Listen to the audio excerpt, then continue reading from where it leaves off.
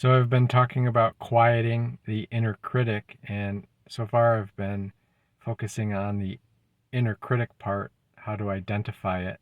I think that's half the battle, is just disidentifying from that voice in my head or your head.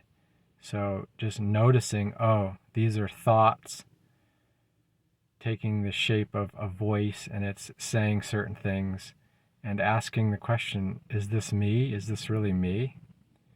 And I've found that the answer is no.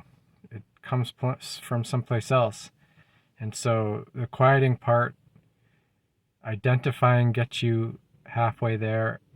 But sometimes that voice can be so insistent and so loud in a way that, especially early on in my recovery, I found an effective way to quiet it was simply to tell it to shut the fuck up.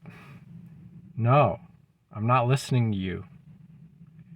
And I noticed something strange too. It's about a few weeks into my recovery, and I was looking at myself in the mirror in the bathroom, and I'd always had a very ambivalent, even antagonistic attitude about myself when I looked in the mirror.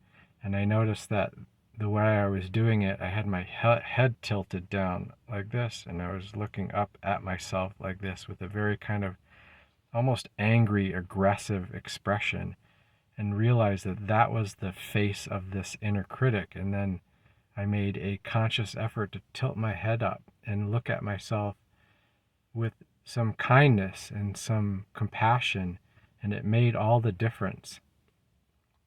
And then eventually telling it to shut the fuck up kind of loses its charge, and there are perhaps subtler, more effective ways to get the inner critic to settle down, and I'll talk about that in a future video.